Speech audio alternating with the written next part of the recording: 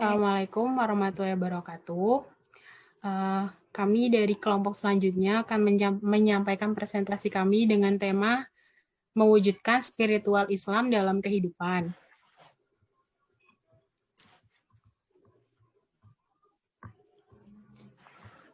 Jadi yang pertama itu kita akan membahas tentang pengertian spiritual sendiri. Secara etimologi, spirit berasal dari kata Latin spiritus yang berarti roh, jiwa, sukma, kesadaran diri, wujud tak berbadan, nafas hidup, dan nyawa. Sedangkan para filsuf lainnya mengartikan sebagai adanya sebuah kekuatan yang menggambarkan dan memberikan energi pada alam semesta, adanya sebuah kesadaran yang mana berhubungan dengan kemampuan, keinginan, dan inteligensi, serta adanya sebuah wujud ideal dari akal pikiran. Sedangkan spiritual yang dikehendaki di sini adalah sebuah gerakan yang konseptual sekaligus operasional dan berorientasi pada ketuhanan, berfokuskan pada Tuhan, serta sebuah sikap untuk dapat merasakan kehadiran Tuhan dalam kehidupan. Nah, makna spiritual menurut tokoh sendiri, menurut Allama Mirza Ali Al-Qodi, adalah spiritual adalah tingkatan dari perjalanan batin dari manusia dalam upaya untuk mencari dunia yang lebih tinggi, untuk mencari puncak kebahagiaan yang abadi. Sedangkan menurut Sayyid Hussein Nas, spiritual adalah sesuatu yang merujuk pada apa yang terkait dengan dunia ruh, dekat dengan Tuhan, berisikan dengan kebatinan, serta interioritas yang hakiki. Kemudian selanjutnya adalah internalisasi spiritual dalam kehidupan individu. Yang pertama itu dalam akidah. Jadi, menurut Quran Surat Al-Luqman ayat 13-14, yang artinya, dan ketika Luqman berkata kepada anaknya, ketika dia memberi pelajaran kepadanya, wahai anakku, janganlah engkau mempersekutukan Allah. Sesungguhnya mempersekutukan Allah benar-benar kezaliman yang besar. Dan kami perintahkan kepada manusia agar berbuat baik kepada kedua orang tuanya. Ibunya telah mengandungnya dalam keadaan lemah yang bertambah-tambah dan menyapihnya dalam usia 2 tahun. Bersyukurlah kepadaku dan kepada orang tuamu, hanya kepada aku engkau kembali. Jadi maksud dari ayat ini adalah menjelaskan mengenai Luqman yang mengajarkan kepada anak-anaknya untuk selalu menjaga dan berpegang teguh kepada akidah. Nah, oleh karena itulah setiap umat muslim harus memiliki prinsip hidup serta kesadaran iman seperti tauhid kepada Allah. Kemudian yang selanjutnya adalah dalam akhlak. Nah, akhlak sendiri dapat diartikan sebagai moral, etika, watak, budi pekerti, tingkah laku, dan lainnya. Akhlak lebih dikenal dengan kemampuan jiwa yang mana untuk melahirkan suatu perbuatan secara spontan, tanpa pemikiran atau pemaksaan, atau lebih mudahnya dipahami dengan segala perbuatan yang lahir di atas dorongan jiwa berupa perbuatan baik dan buruk. Nah, akhlak sendiri terbagi menjadi 2 bagian, yaitu akhlak baik atau akhlakul mahmudah, dan akhlak yang tercela, yaitu akhlakul mazmunah. Akhlakul mahmudah sendiri terbagi dari beberapa macam, diantaranya itu al-amanah yang artinya jujur, al-afwu yang artinya pemaaf, al-husu yang artinya menghormati tamu. Sedangkan menurut Al-Ghazali sendiri, akhlak harus mencapai 2 syarat. Syarat yang pertama itu adalah harus konstan dan dilakukan berulang kali dalam bentuk yang sama, sehingga menjadi sebuah kebiasaan yang meresap ke dalam jiwa.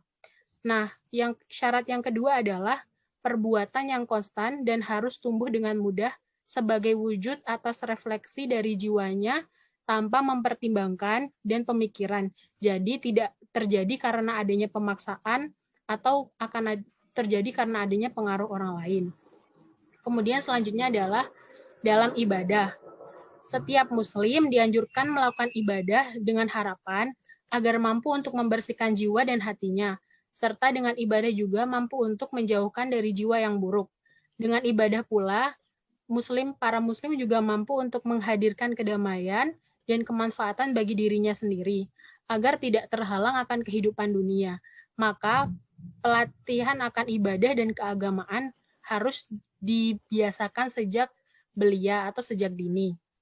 Kemudian selanjutnya adalah muamalah duniawiyah. Adapun yang dimaksud dengan muamalah secara etimologi artinya bergaul, berbisnis, berhubungan dengan orang lain. Sedangkan secara terminologi adalah hukum Islam yang mana mengatur hubungan manusia dengan selain Tuhannya. Atau muamalah adalah hukum Islam yang mengatur selain ibadah. Nah, yang dimaksudkan dengan muamalah duniawiyah itu sendiri adalah ajaran Islam yang berkenaan dengan masalah pengolahan dunia, pembinaan masyarakat, atau dapat disimpulkan sebagai sebuah ajaran Islam yang mana mengatur manusia dalam urusan dunianya, baik mengenai dirinya, lingkungannya, maupun hubungannya dengan pihak lain. Kemudian selanjutnya adalah implementasi spiritual Islam dalam keluarga. Yang pertama itu ada kedudukan Islam, di mana kedudukan keluarga merupakan pondasi yang utama pada Islam dan upaya untuk penanaman nilai spiritualis. Karena masyarakat terbentuk dari unit yang paling kecil dan keluarga adalah unit yang paling alami serta titik awalnya diawali dari kehidupan manusia. Kemudian, keluarga sebagai pencipta ketenangan dan kasih sayang dan juga memiliki tempat yang istimewa di dalam Islam. Serta orang tua dan keluarga pula memiliki peranan yang dominan dalam upaya memberikan bimbingan dalam perjalanan sejarah manusia. Oleh karena itulah, apapun yang terjadi, keluarga haruslah dibangun dengan semangat spiritual yang tinggi. Kemudian, fungsi keluarga. Karena merupakan sebuah unit terkecil dalam masyarakat, maka keluarga perlu melakukan fungsinya agar nantinya mampu untuk mesejahterakan umat secara keseluruhan dan dimulai dengan menanamkan nilai-nilai spiritual. Adapun fungsi keluarga itu adalah yang pertama sebagai penerus misi umat Islam. Keluarga di kalangan muslim selain menjadi sebagai pensosiali nilai-nilai ajaran Islam, mereka juga memiliki fungsi sebagai pengkaderisasi anak-anak untuk tumbuh menjadi generasi muslim dan menjadi penyempurna gerakan dakwah di masa depan. Kemudian fungsi selanjutnya adalah perlindungan terhadap akhlak. Keluarga dituntut untuk memiliki uswatun hasanah dalam kehidupannya, yaitu dengan menanamkan ihsan dan bergaul pada yang baik dan saling menyayangi serta menghormati. Kemudian fungsi selanjutnya adalah sebagai wahana pembentukan generasi Islam. Pembentukan generasi utamanya dilakukan oleh keluarga, karena keluarga merupakan sekolah kepribadian pertama dan utama bagi anak. Serta ibu juga sangat memiliki peran penting dalam pendidikan, sementara ayahnya bertugas untuk menyediakan sarana bagi keberlangsungan pendidikan tersebut. Dengan melalui keluarga, maka dapat diterapkan pada sunnah Rasul pula dalam keluarganya agar nantinya mampu melahirkan generasi Islam yang berkualitas. Kemudian fungsi selanjutnya adalah memelihara status sosial dan ekonomi. Dalam pembentukan keluarga, Islam juga bertujuan untuk mewujudkan sebuah ikatan dan persatuan. Dengan adanya ikatan keturunan, maka diharapkan untuk mempererat tali persaudaraan. Kemudian selanjutnya adalah aktivitas keluarga. Keluarga pada kalangan umat muslim dituntut untuk menanamkan keteladanan untuk menunjukkan penghormatan dan perlakuan yang ihsan terhadap anggota.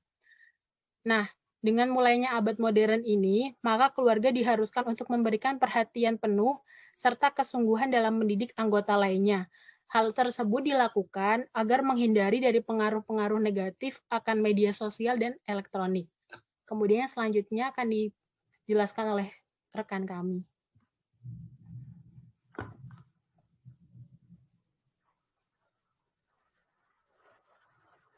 Oke.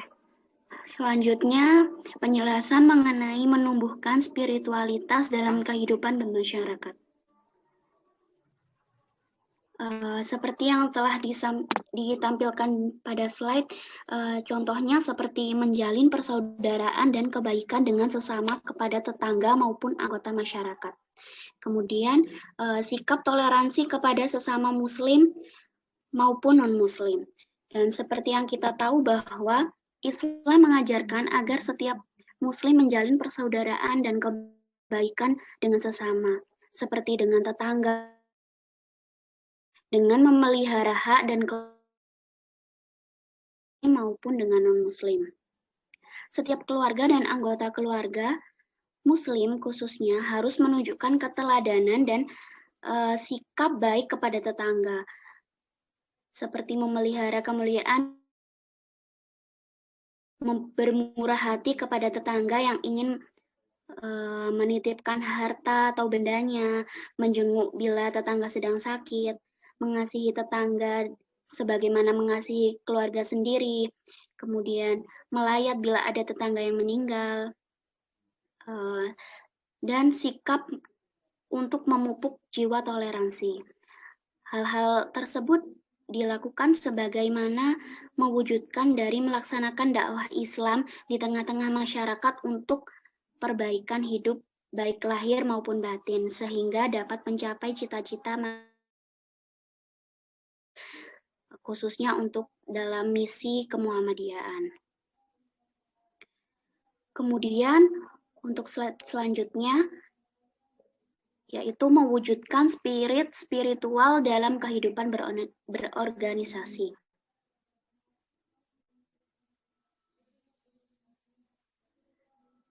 Seperti yang kita tahu bahwa berorganisasi atau dalam organisasi, hal kepemimpinan merupakan hal yang wajib untuk didukung pada pandangan Islam yang khas dalam persoalan kepemimpinan, bahwa pemimpin harus didukung oleh ilmu pengetahuan yang luas, atau dalam artian memiliki wawasan yang luas.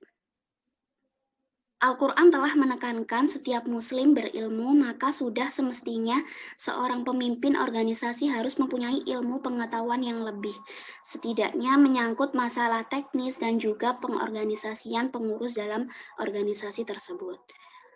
Kemudian yang kedua, akidah yang kukuh. Mempunyai akidah yang kukuh ini bermakna bahwa seorang pemimpin yang mempunyai akidah yang kukuh akan lurus dalam kepemimpinannya, karena dia selalu berpegang pada Al-Quran dan hadis dalam setiap tindakan dan keputusan yang telah diambilnya.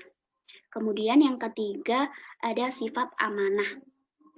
Sifat amanah ini seperti sifat yang dimiliki oleh Rasulullah, yaitu dapat dipercaya, yang seharusnya seorang pemimpin mewarisi sifat tersebut untuk mewujudkan sikap kerja yang baik dalam berbagai urusan di dalam suatu organisasi tersebut.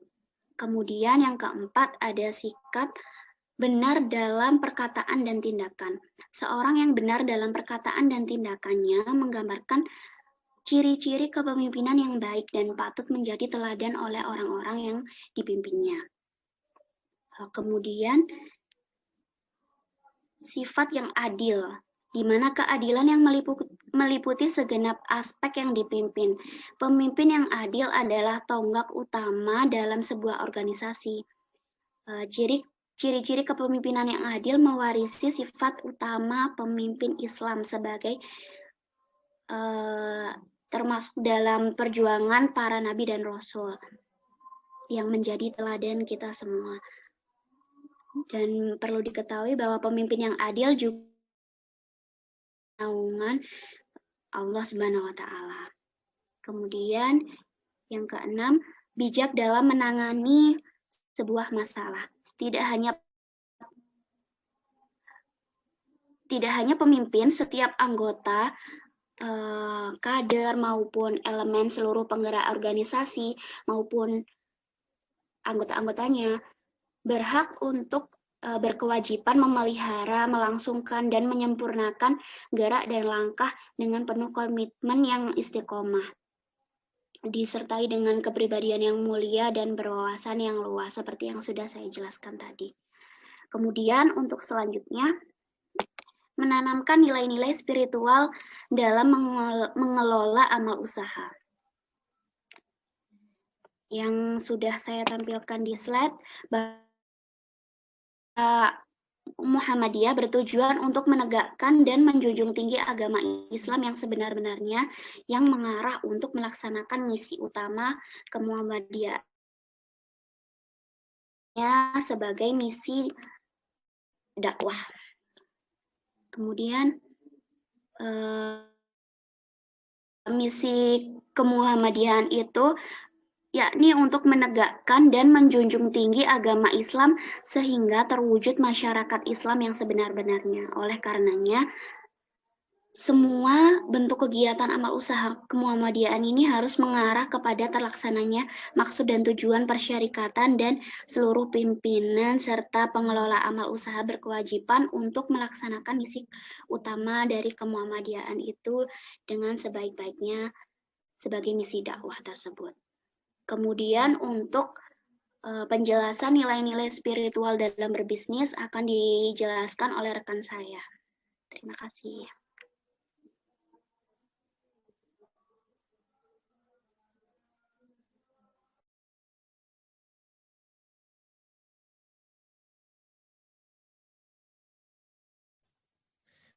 Selanjutnya adalah nilai spiritual dalam berbisnis melalui ekonomi syariah. Ketika krisis ekonomi yang sering terjadi adalah ulah dari sistem ekonomi konvensional yang mengedepankan sistem bunga sebagai instrumen profitnya.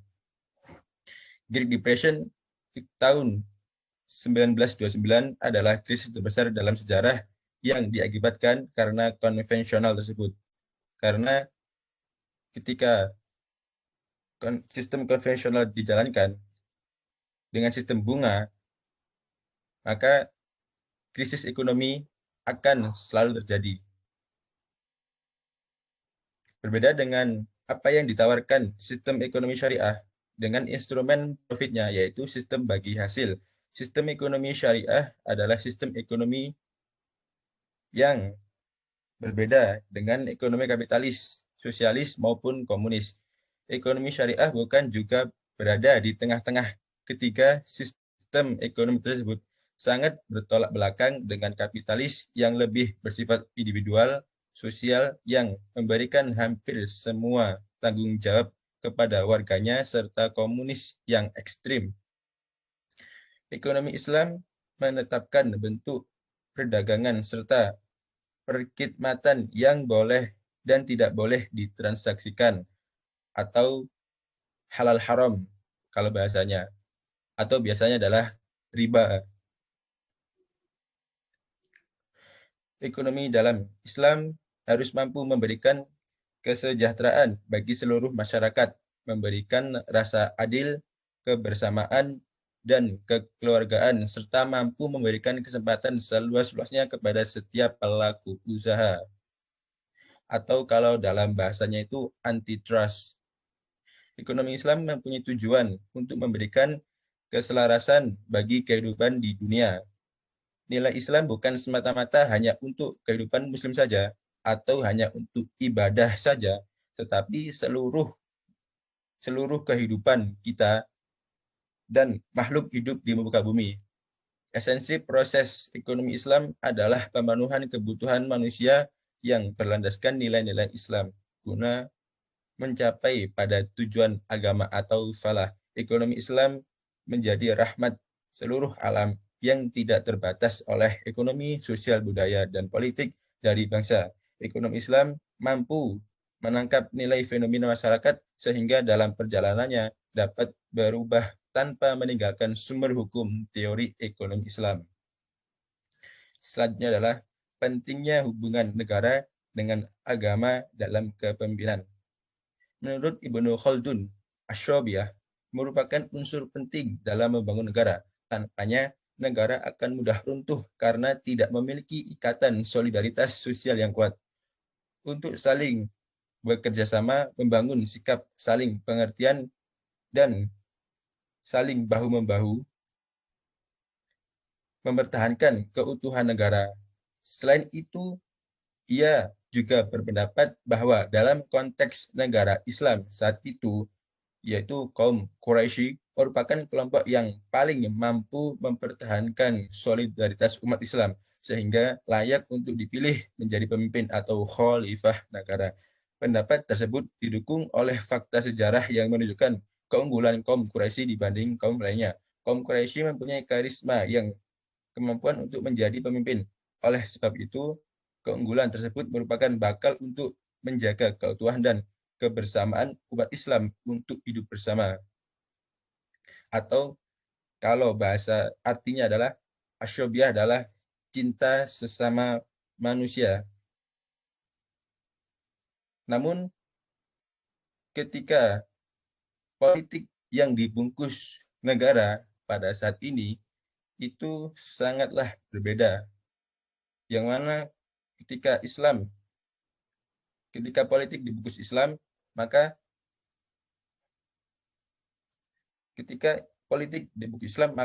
pecah belah terjadi di negara.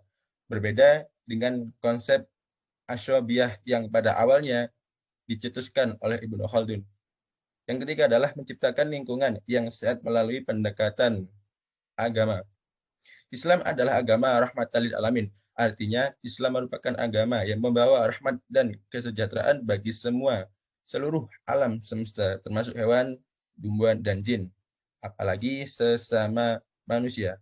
Dalam pandangan Islam, alam semesta termasuk bumi seisinya adalah ciptaan Tuhan dan diciptakan dalam keseimbangan, proporsinya dan terukur atau mempunyai ukuran-ukuran baik secara kualitatif maupun kuantitatif.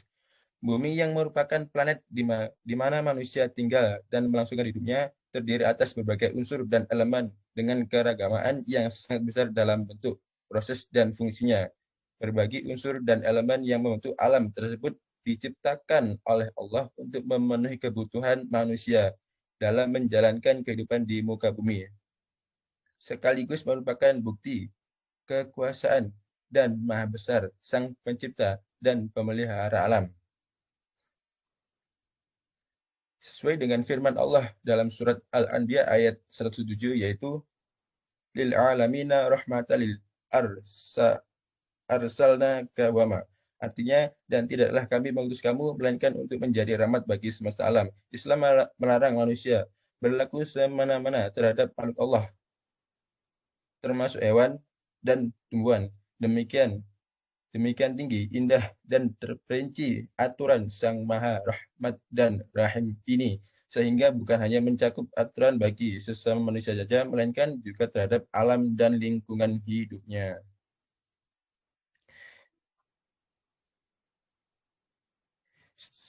Sekian presentasinya. Yang selanjutnya adalah slide-nya diteruskan oleh teman saya.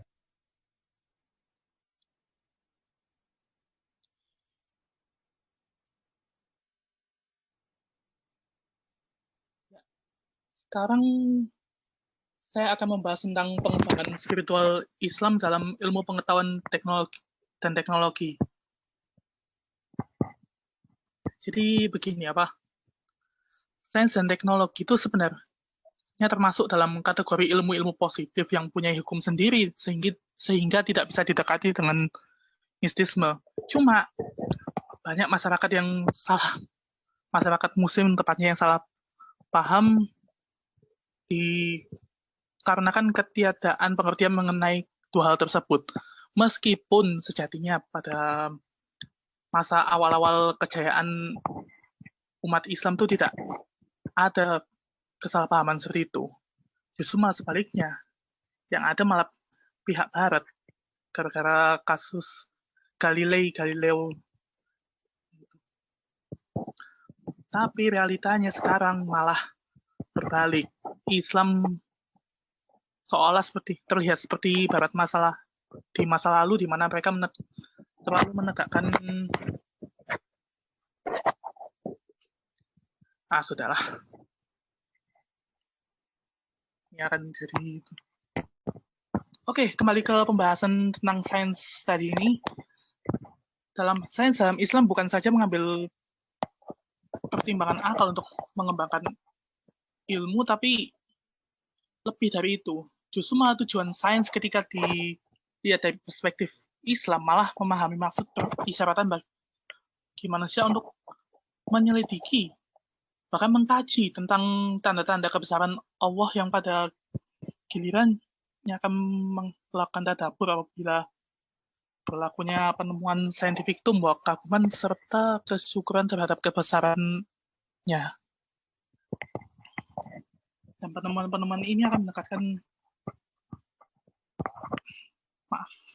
tepatnya penemuan-penemuan ini akan membuat para manusia akan sadar bahwa rahasia Sang Pencipta ini hebat dan luar biasa.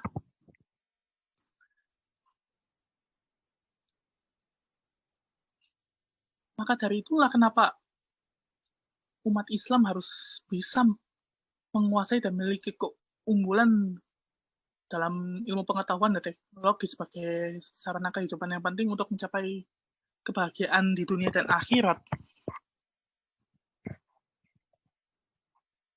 Juga setiap umat muslim harus punya sifat ilmuwan, yaitu kritis, menerima kebenaran dari manapun datangnya, serta senantiasa menggunakan daya nalar.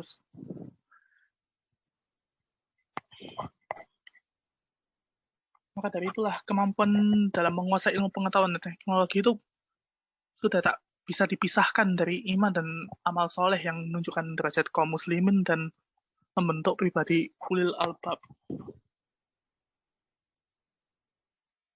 Dan ketika setiap muslim dengan ilmu pengetahuan yang mereka miliki itu, mereka juga harus mengajarkan kepada ilmu tersebut pada masyarakat.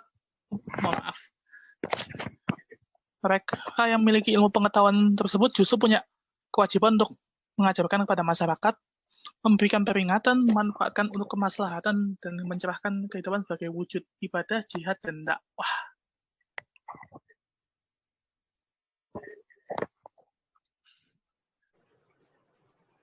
Baik, untuk penjelasan selanjutnya dalam seni dan budaya dalam perspektif Islam, khususnya di kemuhammadiyaan. Kata seni sendiri diekspresikan dalam bahasa Arab dengan alfan dan shinaat. Kata shinaat ini merupakan dalam bahasa Yunani yang berarti prinsip-prinsip yang tepat, sementara alfan berarti kemahiran dalam menciptakan suatu dengan memperhatikan prinsip-prinsip yang tepat dibarengi dengan kebijaksanaan dan intelektual. Sesungguhnya, kesakralan seni dalam Islam memiliki hubungan dengan substansi agama dan ruhnya. Seni Islam sendiri menjadi media terbaik untuk mengetahui substansi Islam. Misalnya dalam seni pahat, lukisan, dan musik, di mana perannya sebagai sebuah jendela yang bisa menyampaikan pada pemahaman akan dimensi-dimensi Islam. Demikiannya dengan musik. Hanya yang patut dicermati adalah masih peliknya permasalahan legalitas musik dalam Islam, di mana tidak ada hukum yang secara jelas mengukuhkan dalam Al-Quran. Meskipun demikian, secara umum ajaran Islam dalam Al-Quran dan sunnahnya, sunnah nabawi, menjadikan musik dalam dunia Islam berbeda dengan apa yang ada di dunia Barat. Kemudian, karya seni pada dasarnya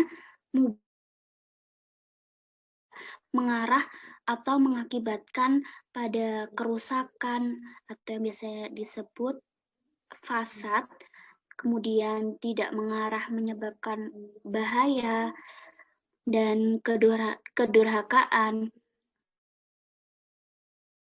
Tentunya apa yang telah dilarang sebagai larangan dari Allah Subhanahu wa Ta'ala. Maka pengembangan kehidupan seni dan budaya di kalangan organisasi harus berjalan dengan etika atau norma-norma Islam sebagaimana yang dituntunkan.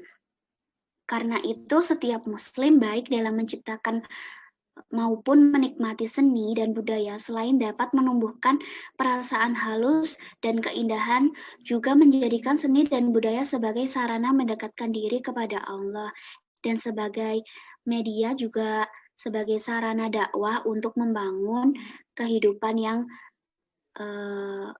keabadian yang menurut ajaran dari Allah Subhanahu wa Ta'ala.